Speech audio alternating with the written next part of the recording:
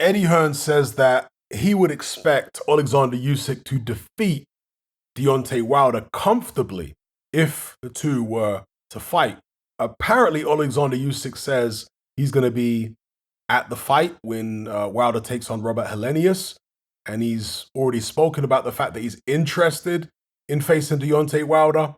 So that could be a fight that actually happens in the not too distant future. Perhaps Deontay Wilder will forget about the Andy Ruiz fight, which seemed like it was going to be the next step for him if he comes through Robert Helenius, and instead pivot and get a straight crack, which will be a voluntary title shot, or a voluntary defense for Alexander Usyk for Deontay Wilder. So maybe that will happen. We'll see. But I agree with Eddie Hearn that Alexander Usyk should win the fight.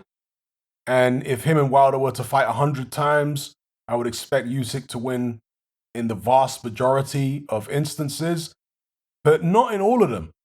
Because Deontay Wilder does have an absolute dynamite right hand, and he is a very, very forceful, fiery character. He's a guy that will take chances. He's a gunslinger. He's a guy that will let that big right hand go. And in little 10-ounce gloves, when Wilder starts throwing his right hand, strange things can happen. Now, Alexander Usyk is an excellent boxer. He moves his head. He makes it very difficult for you to pin him down.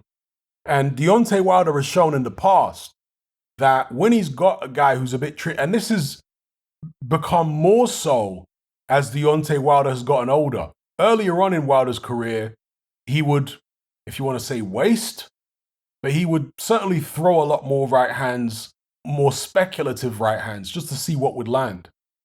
As he's aged, he's more conservative with his right hand. We saw that, for example, in the Luis Ortiz rematch, where he basically didn't throw the right hand at all until the round where he ended the fight.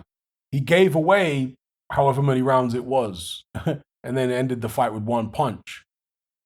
Even against Artur Spilka, he did throw the right hand. He certainly threw it a lot more than he did against Ortiz, but he was relatively conservative. And those are two good examples, I think, because those were both southpaws.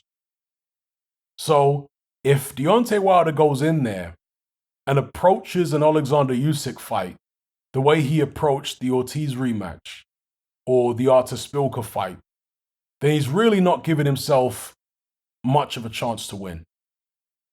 For my money, he has to be more active with the right hand. He has to let it go more often, not in a predictable way, right? Don't constantly throw it, because then Alexander Usyk's going to be able to see the tells on it. So you're going to have to introduce a little bit of randomness and a little bit of sneakiness to it. But if you're hoping to do what you did in the Luis Ortiz rematch, I think that's going to work against Usyk. 99 times out of 100, that's not going to work. That's just going to lead to you getting completely outboxed. And I wouldn't rule out Alexander Usyk stopping Deontay Wilder. I know Usyk is not noted as a big puncher and what have you, but Deontay Wilder has never faced a boxer as good as Alexander Usyk. He's never faced a boxer who can move like that with the kind of activity that Alexander Usyk has. It's very mentally draining when you're having to track a guy moving around the ring all over the place, the way that Alexander Usyk does. So many moving parts, head movement, foot movement, upper body movement, and then his hands, of course, are moving, constantly coming at you. So I'm not saying that that would be my prediction, that Usyk would stop Wilder, but I wouldn't rule it out. Let's just put it that way. But yeah, I think that Wilder is always going to have a chance against anybody. As powerful as his right hand is, as sudden, as fast as that shot is. But he needs, as Dwyer likes to say, to set the table in order to land a shot. He needs a guy to be stationary for long enough for him to land a shot. Problem with Alexander Usyk is that he's perpetual motion. So if you're waiting for the perfect opportunity against Usyk, it's probably never going to come.